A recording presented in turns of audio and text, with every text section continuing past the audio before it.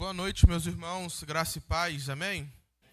Mesmo assentados como vocês estão, queria que vocês abrissem suas Bíblias em Apocalipse,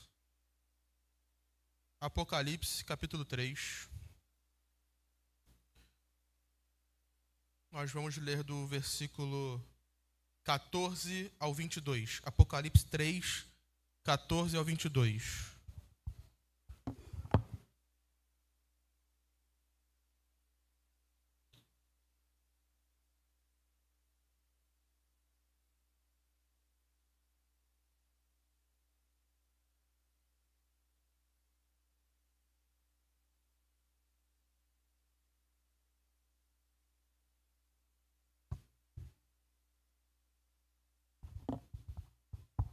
Você encontrou Apocalipse 3,14? Diz assim: Ao anjo da igreja em Laodiceia escreve: Estas coisas diz o Amém, a testemunha fiel e verdadeira, o princípio da criação de Deus. Conheço as tuas obras, que nem és frio nem quente. Quem dera fosses frio ou quente. Assim, porque és morno e nem és quente nem frio, estou a ponto de vomitar-te da minha boca. Pois dizes, estou rico e abastado, não preciso de coisa alguma. E nem sabes que tu és infeliz? Sim, miserável, pobre, cego e nu.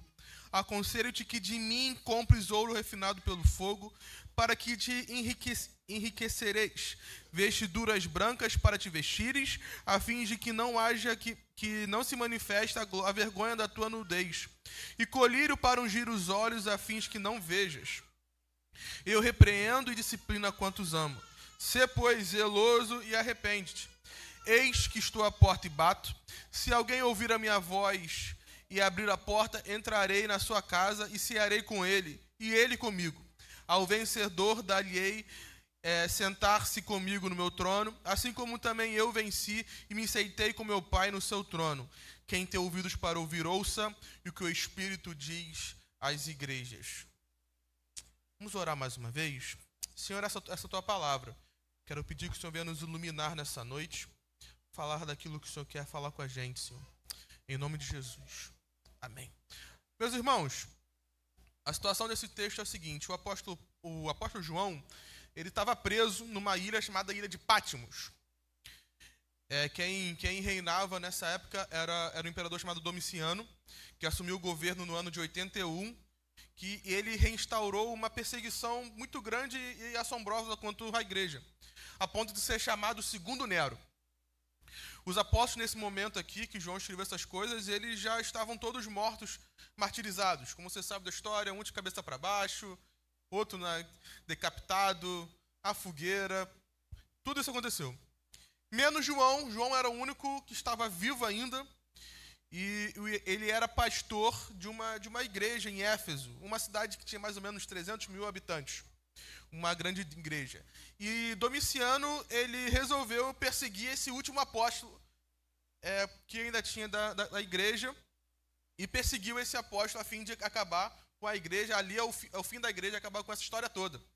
E pegou João, colocou isolado nessa ilha, preso nessa ilha de Patmos. E ali os homens pensavam que seria o fim da igreja, mas os homens se enganavam que era apenas o início de muita coisa que estava por vir.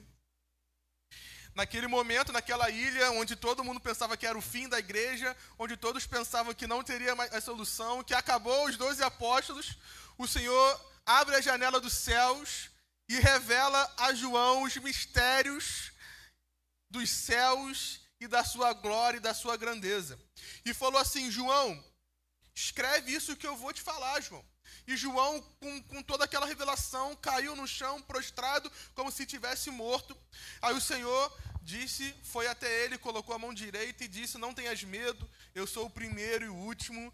Estive morto, mas agora estou vivo. Eu tenho as chaves da morte e do inferno. Jesus, então, ele ordena que João escrevesse tudo o que ele via, ouvia, e enviasse essas cartas, aquilo que ele escrevia, para 7 igrejas. A igreja em Éfeso, a igreja de Esmirna, Pérgamo, Tiatira, Sardes, Filadélfia e essa igreja que nós vamos falar hoje, que é a igreja de Laodiceia. Um rápido contexto sobre Laodiceia. Laodiceia era uma cidade muito grande e próspera da Ásia. uma das principais cidades da Ásia Maior, a cidade mais rica da Ásia. Laodiceia, no ano de 46, ela foi destruída por terremotos, destruiu a cidade inteira, e os próprios moradores foram e reconstruíram a cidade. Os próprios empresários, a rapaziada de lá se juntou sem nenhum dinheiro público, sem nenhum governante com promessa. A galera se juntou, um mutirão, e reestruturou a cidade. E essa cidade se tornou uma grande cidade, talvez a maior cidade da Ásia Menor. Então era uma cidade muito próspera, tanto nos aspectos sociais, tanto nos aspectos econômicos, tanto nos aspectos sociais, estruturais. E Jesus manda João escrever essas 7 igrejas. E aí nós vemos, uma rápida passada por todas, quando Jesus fala para João escrever a igreja de Éfeso, ele elogia a igreja pela sua perseverança, ele repreendia os irmãos que abandonaram as práticas do primeiro amor, como você sabe. A igreja de Esmirna era uma igreja que era elogiada pela sua fé em meio à tribulação e pela sua pobreza, mas não teve nenhuma repreensão. A igreja de Pérgamo era a igreja elogiada pela sua fé numa cidade difícil, mas mesmo assim era aquela igreja que era ensinada a doutrina de Balaão, a uma doutrina falsa. A igreja em Tiatira, se você lembra, é aquela igreja que ela é elogiada pelas suas obras, que tinha fé, tinha obras, tinha serviço, mas era a igreja que estava dando ouvidos ao espírito de Jezabel. A igreja em Sardes era a igreja repreendida por ela estar morna, apesar da sua reputação em estar viva. E a igreja em Filadélfia era reconhecida pela igreja do amor, né, de amar um outro, mas mesmo assim repreendida por Jesus por ser a igreja fraca. E chegamos aqui na igreja em Laodiceia. E aí chegamos no versículo 15, e Jesus manda João escrever o seguinte: conheço as tuas obras,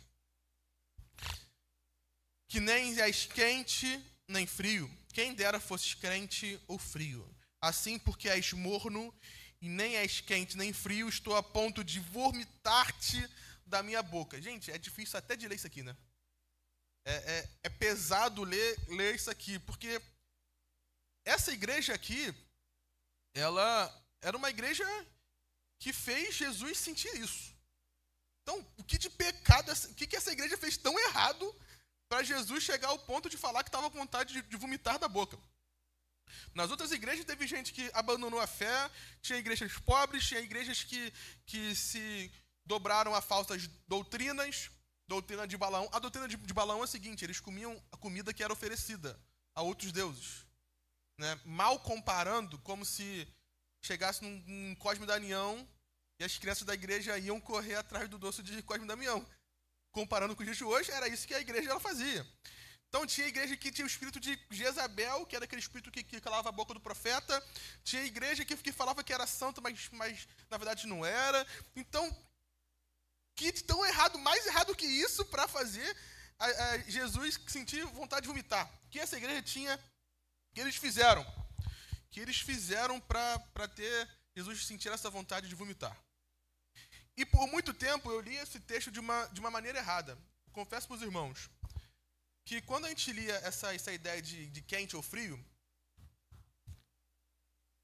a gente pensava o seguinte: não, que o crente frio é aquele crente que não levanta a mão, né? É aquele crente que não canta no momento do louvor, é aquele crente que não bate palma, é aquele crente que não dá um glória, é o famoso sorveteriano e congelacional, né? É o frio, né? Aquele, né? É o crente frio. E o quente crente. Ó, até trava a língua. O crente quente é aquele que pula, que rodopia, que fala língua estranha, que dá rajada mistério, que dá umas saltadas. É o crente da Assembleia de Deus, é o crente do fogo, né? É o crente do fogo, é o crente quente. E na verdade não tem nada a ver com isso. A gente precisa, na verdade, entender algumas coisas, ler a Bíblia com certas óticas, para a gente não cair em heresias. Que ótica que nós devemos ler isso aqui? Em qual contexto está acontecendo isso? Para quem Jesus está falando isso? E quem está falando isso? Senão a gente vai ficar confundindo e caindo um monte de heresia besta por aí. Então, deixa eu te explicar uma coisa. A cidade de Laodiceia, ela era vizinha de 2 cidades. Uma cidade chamada Colossos, que Paulo escreveu aos Colossenses, e uma outra cidade chamada Hierápolis. Hierápolis era conhecida como a cidade das suas águas quentes. das águas com fontes de águas termais. Né? As pessoas iam para lá e ficavam naquelas piscinas de águas termais lá, tipo Caldas Novas aqui no Brasil, lá em Goiás. Essa era Hierápolis. Então as águas prometiam que tinha uma visão terapêutica, então as pessoas iam lá, tratavam a ansiedade, o estresse, problemas mentais, e dizia que aquela água curava, aquela água quente lá da cidade de Hierápolis, a primeira cidade. E a outra cidade que Laodiceia ela era vizinha chamava Colossos. Colossos era conhecida pela cidade das águas frias. Olha que legal. Eram águas bem geladinhas, como de geleira, que também tinham as piscinas, que as pessoas entravam nas águas frias para se tratar. Aí eles diziam que essas águas curavam dores no corpo, curava certas inflamações, curava certos problemas de pele. Então, é nesse contexto que a gente está falando. E a igreja de Laodiceia ficava entre essas duas cidades, numa distância de 8 quilômetros, como se fosse daqui a Cabo Frio. Era pertinho. Eram pertinhos uma das outras. E Laodiceia, ela não tinha água quente e não tinha água fria. Água quente de Hierápolis e água fria de Colossos. O que eles fizeram? Vamos resolver esse problema. Eles fizeram um duto. Isso, a tecnologia da época era algo extraordinário. Fizeram um duto que ligava águas quentes de Hierápolis direto para Laodiceia, com a ideia de chegar água quentinha. Fizeram um duto que saía da água de Colossos e chegava à igreja de Laodiceia, a cidade de Laodiceia, chegava geladinha. Só que o que acontecia? Acontecia que quando a água ela vinha quentinha de Hierápolis, ela chegava morna. E acontecia que quando a água ela vinha geladinha de Colossos, ela chegava morna. É como se toda a água que tinha em Laodiceia tinha um gosto de morno. E como é bom tomar um cafezinho na manhã morninho, né? Faz um café morninho de manhã.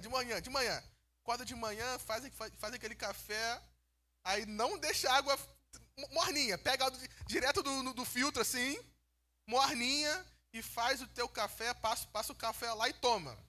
O que vai te dar vontade? De vomitar. É nesse contexto que Jesus está falando. É no contexto que isso dá náuseas. Que lá a galera entendia quando Jesus ele falava isso. Então, como que a gente precisa entender isso com os olhos espirituais? Não tem nada a ver com crente quente, ó, trava a língua, com quente crente ou crente frio. Não tem nada a ver com isso. Tem a ver com integridade. Tem a ver com pessoas que não conseguiam manter a mesma temperatura diante do tempo. Tem a ver com pessoas que não conseguiram manter a mesma posição mediante do tempo. Tem a ver com pessoas que começaram bem, mas no meio do caminho se perderam. Pessoas que fazem as coisas todas certinhas, mas sem integridade, sem serem completas, sem serem inteiras, sem ser de todo o coração. É para essas pessoas que Jesus está falando. Para as pessoas que não mantiveram água quentinha e nem mantiveram água fria, geladinha. Pessoas que não mantiveram a mesma pegada, que faziam tudo certinho, mas sem integridade. A palavra integridade significa inteiro, sem mistura, sem mudar, direto e reto, né? Um papo reto, como diz o adolescente. Isso é integridade. É que mantém a mesma constância do início e até o final. E é sobre isso que Jesus está falando, que é mornidão. Isso me fez destacar um texto na minha mente. Queria que você abrisse a sua Bíblia em 2 Crônicas 25. 2 Crônicas 25.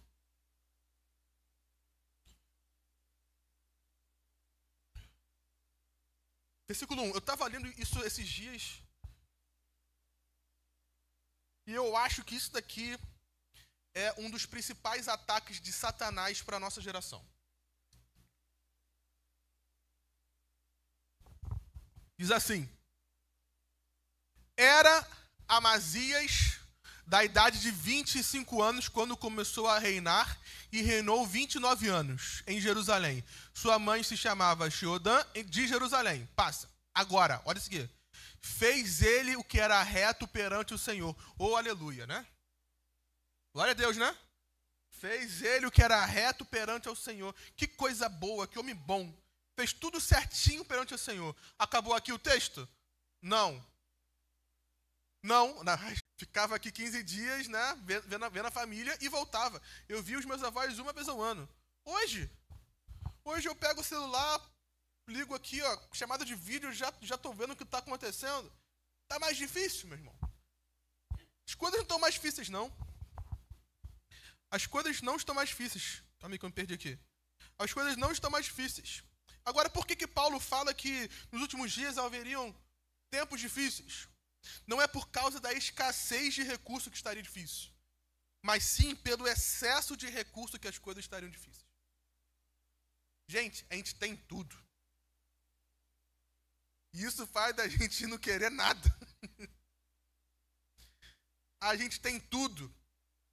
A gente tem facilidade de locomoção, a gente tem facilidade de falar com a outra pessoa, a gente tem a facilidade de mandar um e-mail para alguém, para um missionário, a gente tem a facilidade de se conectar. Olha o que eu vou falar aí. Nós temos a facilidade de nos conectar com os de longe, mas a dificuldade de nos conectar com os de perto. Entende isso? A gente tem a facilidade de eu agora falar com o meu amigo que mora lá em Portugal, mas a gente tem a dificuldade de falar com a minha esposa dentro de casa. Conversar com o meu filho dentro de casa. Por que isso? Porque a gente tem muito recurso. E os tempos difíceis não é pela escassez dos recursos, mas é pela quantidade de recursos. E o que eu estou falando aqui é de uma igreja de Laodiceia que tinha muitos recursos. Era uma igreja rica. Era uma igreja abastada de dinheiro.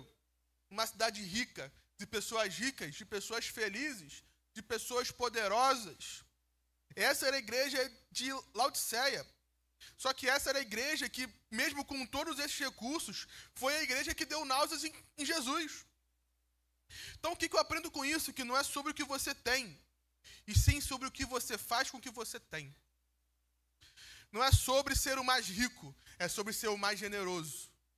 Não é sobre ser o mais inteligente, é sobre quem ama mais ensinar.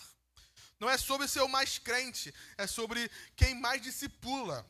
Não é sobre você, em si, o que Deus pode fazer através de você.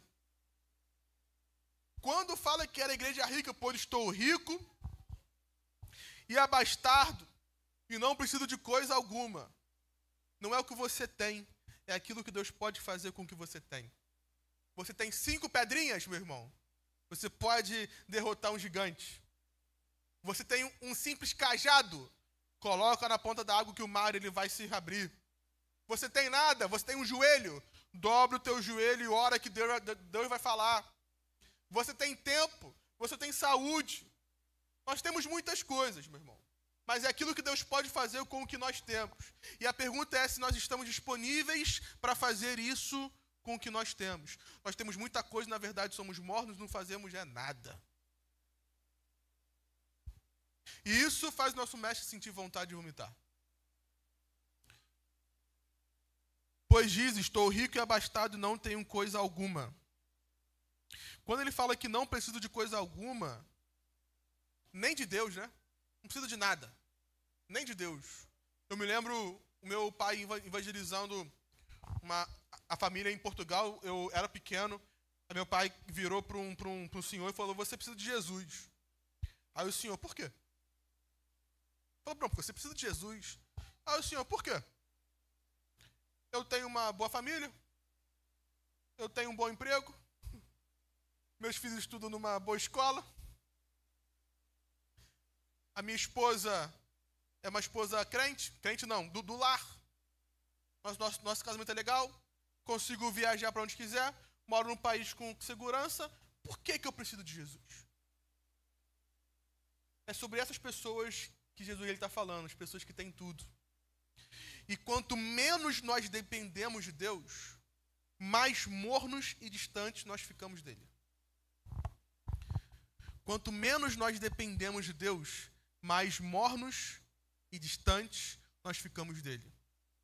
E hoje é sobre isso que Deus quer nos confrontar nessa noite. E Jesus ele termina esse versículo 17 falando o seguinte: nem sabes tu que tu és, diz comigo, infeliz. Infeliz, repete. Obrigado. Infeliz, miserável, repete. pobre, cego, nu. Sabe o que isso é mais legal? Que a cidade de Laodiceia era uma cidade muito numerosa. Tinha muitas festas, muitos banquetes. Os jovens pulavam e pulavam de alegria, mas Jesus vira e fala, você é infeliz. Que a igreja de Laodiceia era a igreja mais rica da Ásia Menor. Tinham tudo o que queriam, faziam tudo o que queriam, mas Jesus chamou essa igreja de miserável e pobre. Que a igreja de Laodiceia, pega essa informação, tinha o maior centro clínico oftalmológico da época. As pessoas viajavam do mundo inteiro para ir a Laodiceia para tratarem a sua visão. Tinha o famoso colírio milagroso que curava até cegueira. Jesus vira para essa igreja e fala, vocês são cegos. A igreja de Laodiceia, a cidade de Laodiceia era uma cidade conhecida pela sua produção têxtil. Os empresários que eu falei que reconstruíram a cidade eram principalmente empresários no ramo de têxtil. Eles faziam roupas, tapetes de altíssima qualidade, de primeira linha. Os viajantes do mundo inteiro iam lá em Laodiceia e compravam as roupas de lá. Jesus fala, você é nu. É como se Jesus estivesse falando para essa igreja e como se Jesus estivesse falando para a gente. As melhores coisas que você tem, as suas conquistas, a sua fama, a ciência, o dinheiro, de nada vale se eu não for o primeiro na sua vida. Você será o mais rico e o mais infeliz. Você será o mais bem vestido e o mais infeliz. Você será o mais inteligente e o mais infeliz. Sem Jesus nós somos infelizes. E só em Jesus nós poderemos encontrar essa felicidade eterna, verdadeira, que dura para sempre. E aí a gente tá com qualquer roupa, a gente é feliz. Você já viu isso? A gente olha nas redes sociais, a gente vê esses artistas mega famosos, né, ostentando roupas caríssimas, ostentando carros caríssimos, e quando desligam o celular, choram em depressão, têm uma vida desgraçada. Aí depois estoura a bomba, fulano morreu, pulou do prédio. MC lá que pulou do prédio. Fulano morreu, se suicidou, fulano está em depressão, ciclano está em depressão. Ué, mas ele não estava postando agora os stories de que ele estava feliz? Ele não estava agora ostentando a sua felicidade. É que, na verdade, a felicidade é momentânea, né? A felicidade que se encontra aí no mundo é uma felicidade momentânea, que vai durar 2, 3 horas numa balada. 2 horas no show. Algumas horas no efeito do álcool. Mas em Jesus nós encontramos uma felicidade que o álcool passa e a felicidade continua. Que o efeito da festa passa e a felicidade continua. Que o efeito do pecado passa, que na hora o efeito do pecado, meu irmão, é bom, mas passa. E quando passa, chega um vazio que chega a ser tão grande do tamanho de Deus. Mas em Jesus nós encontraremos essa completude. Quando o nosso coração estiver totalmente entregue a Ele, com integridade, quente ou frio, com integridade, sendo intenso, buscar-me-eis e me achareis quando me buscarem de todo o vosso coração. Nele nós encontraremos a felicidade que perdura até a eternidade.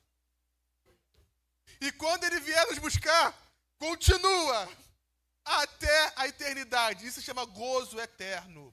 Isso se chama, sabe o quê? Paz que excede todo entendimento. Sabe o que é paz que excede todo entendimento? Tá tudo errado, não faz nenhum sentido você estar em paz. Você olha em volta, 10.000 pessoas caindo do teu lado, 1.000 pessoas caindo no outro, e você tá... Gente, mas como assim eu não estou nervoso? Tá tudo pegado. O boleto tá quase vencendo. Boleto vence amanhã, tem uma conta para pagar amanhã. Meu Deus, não tem como pagar. Meu Deus amado, você está assim. Deus proverá. Isso é a paz que excede todo entendimento, que não faz sentido algum você ter paz. Mas o Espírito Santo, que é o Espírito Consolador, ele borbulha essa paz, esse consolo nesses momentos de aflição. E em Deus nós encontraremos essa paz que excede todo entendimento. Então calma, meu irmão. Se está difícil, há um lugar que nós podemos encontrar a paz. Esse lugar se chama em Jesus Cristo. Mas Caleb, o que eu fazer então? O que eu posso fazer? Percebi que na verdade eu não tenho nada. Percebi que todo o meu dinheiro, minha fama, minha inteligência, tudo que eu construí não são nada, porque não tem Jesus para completar o meu coração. Como que faz para ser íntegro? Como que faz para ter essa vida de intensidade? Como que faz para não dar mais náuseas em Jesus? O próprio mestre nos dá 3 conselhos. Olha no versículo 18 da sua Bíblia.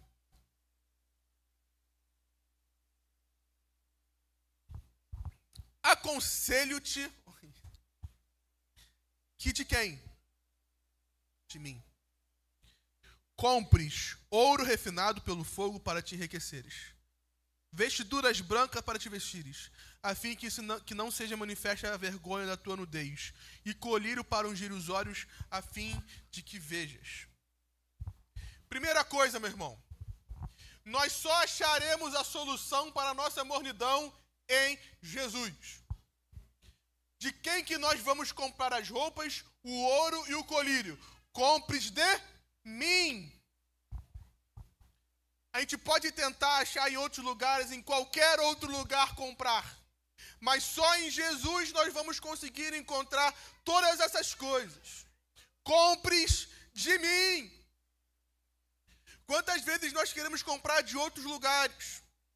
Quantas vezes nós queremos comprar de outros livros?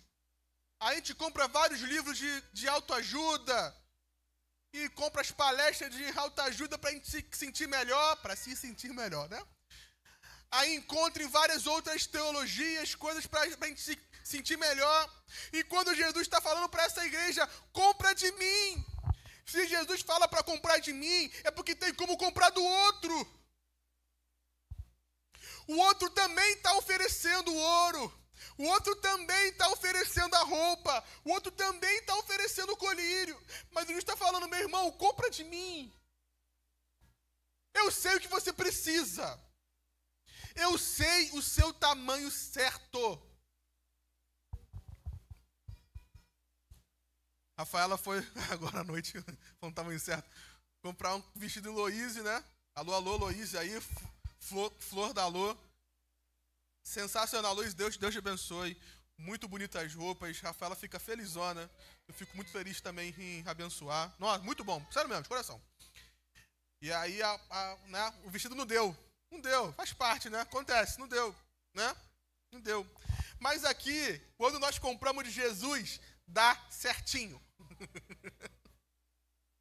É no seu molde. Porque Jesus te conhece por dentro, Jesus te conhece por fora, Jesus te conhece no passado, Jesus te conhece no presente. Deixa eu te falar, hein? Ele te conhece no futuro.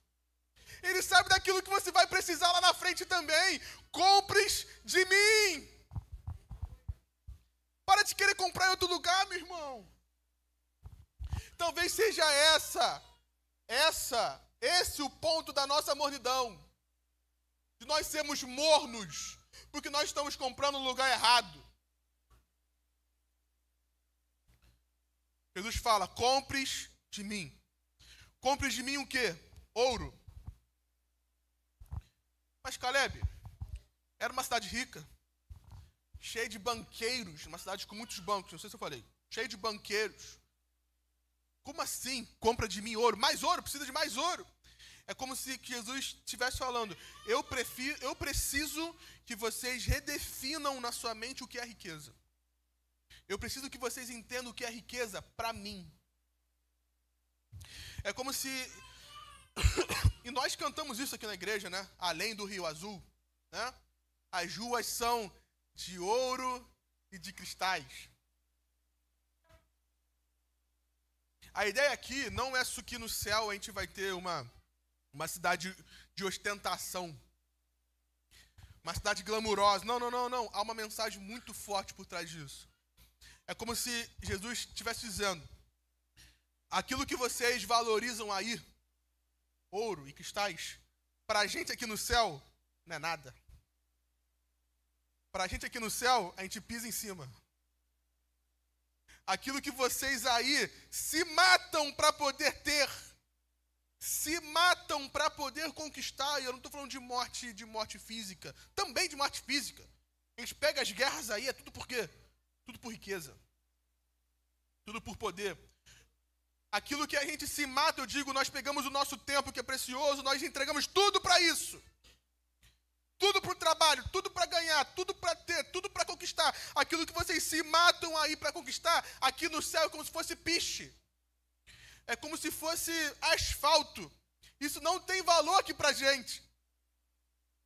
Como não ser mornos, meu irmão? Nossa concepção de riqueza deve mudar.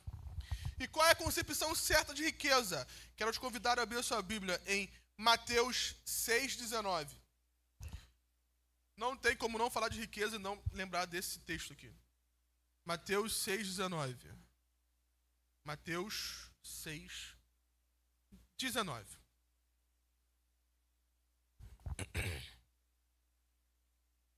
Diz assim: não acumuleis para vós outros o quê? Tesouros na terra, onde a traça e a ferrugem corrói, mas onde os ladrões escavam e roubam. Mas ajuntai para vós outros tesouros no... onde a traça nem ferrugem corrói, e onde o ladrão não escava nem roubam. Porque onde está o seu tesouro, aí também estará o seu coração. Riqueza não é o que nós temos. A maior riqueza que nós temos é para onde nós vamos. Nossa maior riqueza é termos o privilégio de saber que nós não podíamos pagar esse alto preço, mas Ele pagou em nosso lugar. Quero te falar, meu irmão, nessa noite, que Jesus é a nossa maior riqueza. Jesus é o nosso maior tesouro. E aonde está o seu tesouro, ali estará o seu coração. O nosso coração deve estar em Jesus. O nosso tesouro deve ser Jesus. Ele deve ser a nossa riqueza. Então, quando João escreve, Jesus mandou escrever, a igreja de Laodiceia compra de mim, o tesouro compra de mim a riqueza. Foque o seu pensamento em mim. Foque o seu tempo em mim. Invista em mim. Isso não é música, hein? Não é música secular. Investe em mim, porque eu sou a sua maior riqueza. Uma riqueza que o ladrão não rouba. Uma riqueza que não pode pegar de você. Uma riqueza que é eterna. E aí deve estar o nosso coração. Numa riqueza eterna. Que nós levaremos para o céu, meu irmão. Silvio Santos, ele morreu aqui agora, o que ele levou para o céu? Nada. Nada. Tudo que ele construiu. Um dos homens mais prósperos do Brasil. Saiu de baixo, camelô, criou uma rede de televisão. O homem tinha até banco, gente. Meu Deus. O que ele levou para o céu? Nada. Agora, o que o crente mais humilde leva para o céu? Tudo. Tudo. Aonde está o seu tesouro, ali estará o seu coração. Jesus fala para essa igreja de Laodiceia: compres de mim ouro. Mude a sua concepção do que é riqueza. Investe em mim. Investe em mim.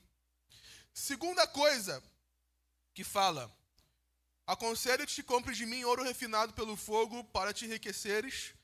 E o quê? Vestidura branca para te vestires, a fim que não seja manifesta a tua vergonha. Como eu falei, Laodiceia era uma igreja conhecida, uma cidade conhecida pela sua produção têxtil. E sabe, eu fui pesquisar, né? Gosto dessas coisas. Porque eu acho, sinceramente, que quando a gente entende o contexto de quem está escrevendo isso aqui, a gente entende melhor a intenção da escrita. Por isso que eu gosto de pesquisar. Pô, onde que é Laodiceia? O que eles faziam? O que eles tinham? Qual era o contexto? Para a gente poder ler a Bíblia de maneira certa. Para a gente não ficar nessas heresias aí. Eles se orgulhavam de uma coisa. Foi a primeira civilização a fazer um tecido preto. a fama deles era a roupa preta. Olha que legal. E eles se orgulhavam dessa roupa preta que eles faziam. All black. Eu então ia comprar só roupa lá, né? Meu Deus. Do que eu tenho... Meus irmãos, quer falar uma coisa? Eu não tenho só uma camisa preta, tá? É que eu tenho várias iguais. Aí é por isso que eu tô sem blusa preta. Mas hoje eu não tô de preto, hein? Hoje eu vim com, né? Branco, né? Variar. Eles se orgulhavam dessa roupa preta. Eles se gabavam de terem conseguido fazer roupa preta. E Jesus fala o seguinte: compre de mim roupa branca. Engraçado isso, né? O que significa roupa branca na Bíblia, meu irmão? Pureza, santidade. É como se Jesus estivesse falando: não se orgulhem da roupa preta que vocês fazem, orgulhem-se da sua santidade a mim. Quando Jesus fala isso, nós precisamos vestir a roupa branca da santidade. Meu irmão, quer parar de ser morno? Começa a ser mais santo. Começa a ser mais separado para Jesus. Nós precisamos nos vestir dessa roupa da santidade que nós só encontramos em Jesus. Nós precisamos entrar na moda do céu. E a moda do céu é a moda dos salvos. A moda dos salvos é a roupinha branquinha. Se chama santidade ao Senhor. Jesus está falando: compre de mim ouro, muda a sua concepção do que é riqueza. Eu sou a sua riqueza. E vistam-se da santidade a mim. Quer parar de ser morno, meu irmão? Investe em tempo de Jesus. Quer parar de ser morno, meu irmão? Invista na sua santidade. Terceira coisa. E colírio para ungir os olhos a fim de que vejam. Como eu falei, essa cidade, em Laodiceia, era famosa pelas suas clínicas oftalmológicas. Oftalmológicas. É isso aí, você entendeu. Clínica do olho. As pessoas elas viajavam no mundo inteiro para Laodiceia para tratar catarata, para tratar até cegueira, para tratar baixa visão. E eles tinham um certo colírio que eles pingavam, que era um colírio milagroso da época. Que aí eles falavam que curava até cegueira. Só que Jesus ele fala: compre de mim colírio. Compre de mim colírio. Era como se Jesus estivesse falando: vocês pensam que vocês enxergam, mas na verdade vocês não enxergam é nada. Vocês não enxergam é um palmo na frente. Compre de mim colírio e vocês verão aquilo que eu tenho preparado para vocês. Aquilo que nem olhos viram, aquilo que nem ouvidos ouviram, nem passou na mente, no coração humano, é aquilo que Deus tem preparado para aqueles cujo coração é totalmente dele. Compre de mim colírio. Eu acho que está faltando a gente enxergar colírio. Enxergar com colírio do céu. Ó, mistério. Colírio do céu. Estava hoje conversando com o Rafaela sobre uma pessoa próxima a gente. A gente tem orado pela conversão dela. Aí tava no carro, a Rafaela: poxa, Caleb, nossa, é tão difícil, né? A gente ora tanto, mas, pô, parece que não funciona. Parece que não está dando tanto certo, a gente está orando tanto, está, pedindo a Deus que converta o coração. Mas toda vez que a gente se encontra, a gente sai decepcionado, a pessoa não muda nada. Eu falei: Rafaela, está faltando pra gente colírio do céu. Para que a gente consiga enxergar com os olhos espirituais, não presente, mas aquilo que Deus pode fazer. O nosso problema é que a gente só enxerga aqui, meu irmão. Está faltando um pouquinho de colírio para enxergar um pouco mais à frente. Para a gente não enxergar somente o nosso problema. Para enxergar que nós temos um Deus que tem a solução. Aí eu falei: Rafaela, eu olho para essa pessoa, eu vejo um diácono na igreja. Que isso, cara? Eu falei assim: eu vejo um diácono. Vê, se eu ligar para ele agora, ele vem aqui e me ajuda. É um cara que está sempre pronto a ajudar. Um cara que está sempre pronto a servir. é uma pessoa sempre bem centrada, mesmo com as suas dificuldades. Eu estou orando na frente de Rafaela, o que Deus pode fazer por ele, Deus pode transformar ele num diácono. Ela falou, é verdade. Quer parar de ser morno, irmão? Começa a olhar com os olhos espirituais. Aquilo que Deus pode fazer com a situação. Não sei por quem você está orando, não sei qual é a sua situação, não sei qual é o seu problema. Mas eu tenho uma coisa, se você pingar o colíriozinho do céu, você vai enxergar que Deus pode te curar, você vai enxergar que Deus pode salvar quem você está orando, você pode enxergar que Deus pode solucionar o problema que você está pedindo. Isso é tudo questão de visão. E Jesus está falando, compres de mim esse colírio. Vocês se gabam aí, que sabem fazer colírio, que a receita de vocês é boa, que vocês tornam a enxergar. Vocês não enxergam é nada. Eu quero fazer vocês enxergarem além. Eu quero fazer vocês enxergarem tudo. E em Deus nós encontraremos isso, meu irmão. Agora, por quê? Por que Deus faz isso tudo? Por que uma igreja, mesmo pobre, cego, nu, miserável, que dá náuseas em Jesus, uma igreja morna, por que Deus vai e vende para eles ouro, roupa e colírio? Quer saber por quê? Versículo 19. Pois eu repreendo e discipulo a quantos amo.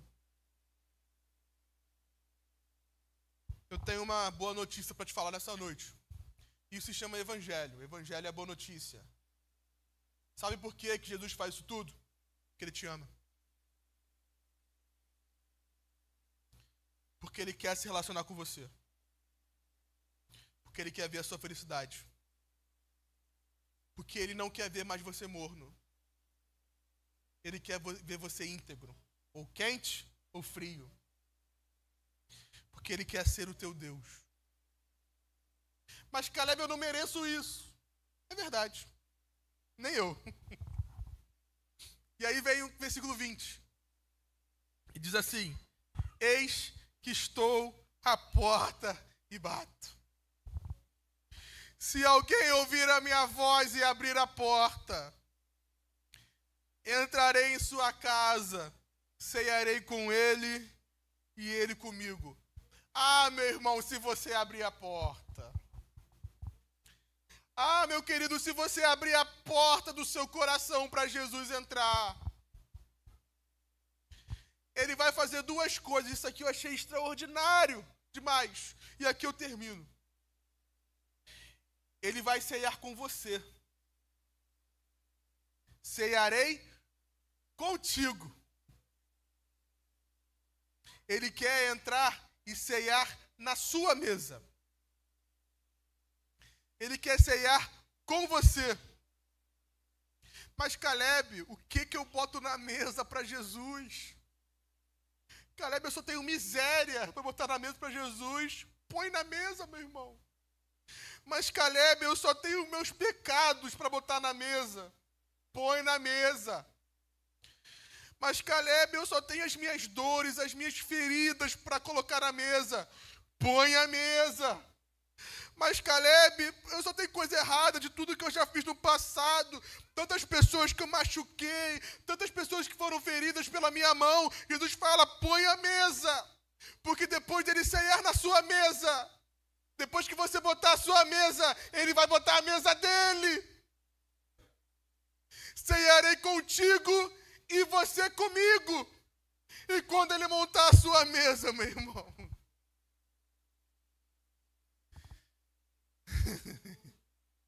quando Jesus montar a sua mesa, quando chegar o momento de nós sentarmos na mesa de Jesus,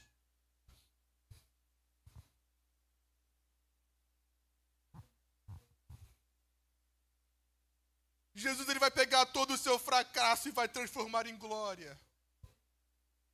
Jesus ele vai pegar as suas dores e vai transformar em solução. Jesus ele vai pegar o seu vaso quebrado e vai transformar no vaso novo. Porque ele é o olheiro. Põe a mesa, meu irmão. Que depois ele vai botar a mesa dele. cearei contigo e você comigo. Mesmo você sendo pobre, miserável, cego, nu, morno, que dá vontade de Jesus vomitar, ele fala que está a porta batendo. Não é por aquilo que você pode fazer, mas é por aquilo que Deus pode fazer tipo de você. Essa é a mesa de Jesus, é a mesa da restauração. É a mesa que Ele quer te usar, é a mesa que Ele quer te moldar, é a mesa que Ele quer te forjar, é a mesa que Ele quer te capacitar, é a mesa que Ele quer te instruir, é a mesa que Ele quer te revestir. É a mesa que tudo isso vai acontecer para que você seja um canal de bênçãos de Deus. Um rio que flui da glória de Deus. Um espelho de Deus para essa geração. Nós estamos precisando de referências, meu irmão. E Deus quer nos chamar para sermos essa referência. Põe a mesa. Que Jesus vai botar a mesa dele também. Deus quer cear com você e mostrar a pessoa que você pode ser, se você for íntegro e de todo o coração. O nosso problema é que a gente só olha o nosso atual momento, mas nós servimos a um Deus que conhece o teu passado, conhece o teu presente, mas Ele conhece o teu futuro também. Caleb, como deixar de ser morno? Invista-te em Jesus. Invista em Jesus. Vista-se com a roupa da santidade. E pingue o colírio do céu para que você possa enxergar as maravilhas que Ele tem para se revelar.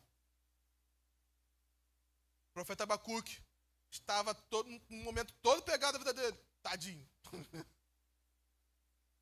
Os bois morreram, a videira não tinha uva, não tinha trigo, não tinha nada. Tudo acabou, todos os meus investimentos acabaram, meu dinheiro acabou, até o reloginho caiu, né?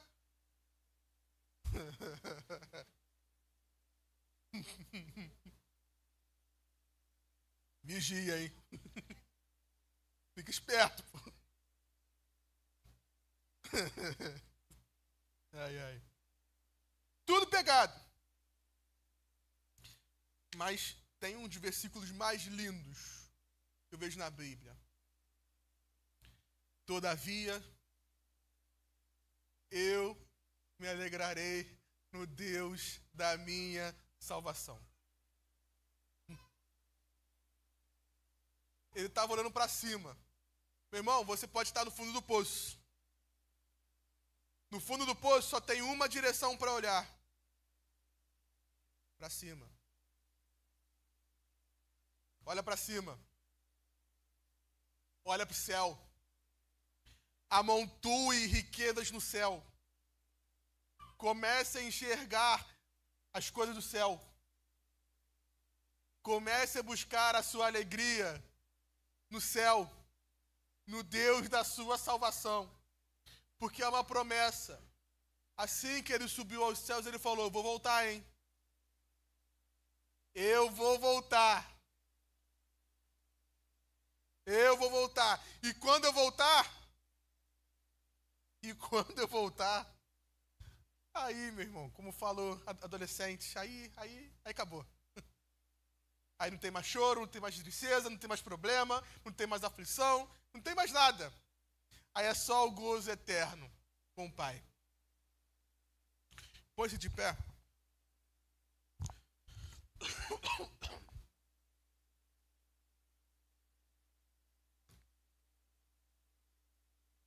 Curve a sua cabeça.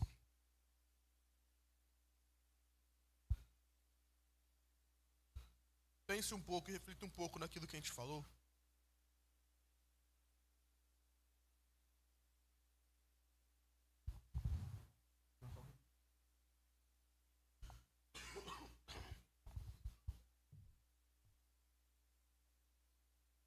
Nós vamos cantar uma canção. E você faça dessa canção a sua oração nessa noite.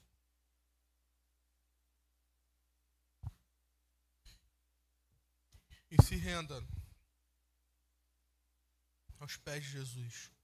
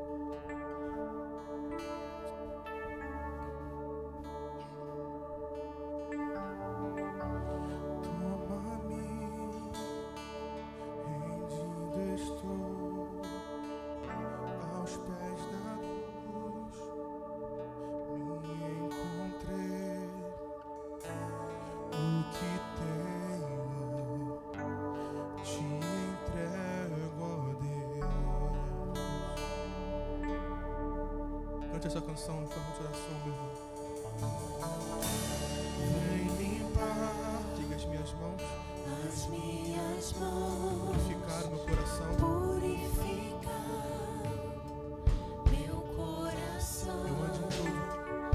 eu ande em tudo, que tu tens pra mim.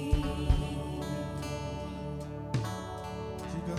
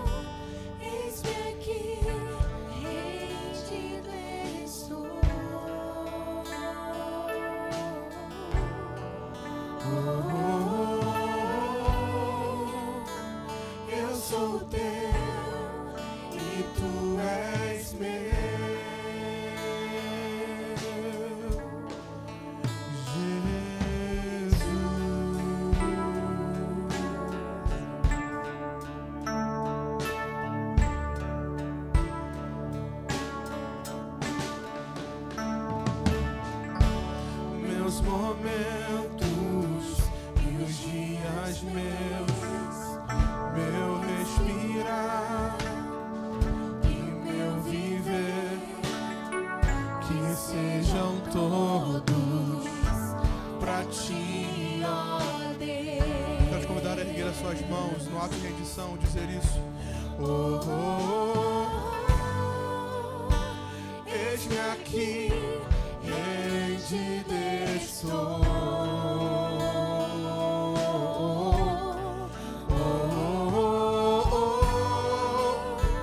Eu sou teu e tu és meu.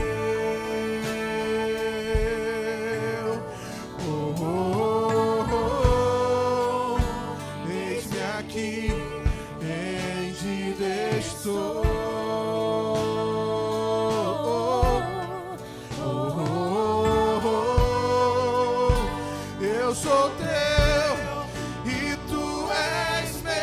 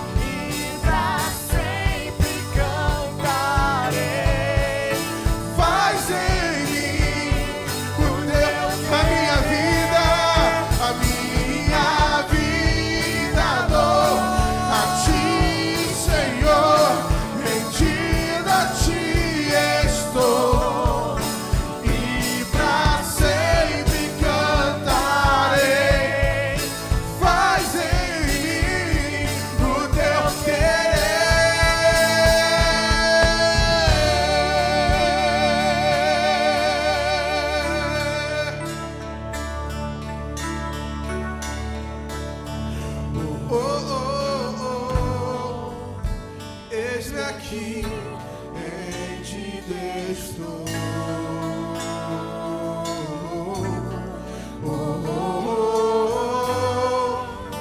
Eu sou teu e tu és meu.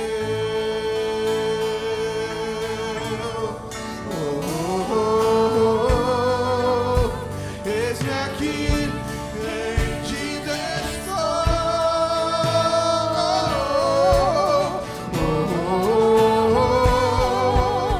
Eu sou teu e tu és meu. Pega a sua voz, a minha vida dou a ti, Senhor, rendido a ti estou. e pra sempre. E pra sempre cantarei. Faz em mim o teu querer, a minha vida dou a ti, Senhor, rendido a ti estou.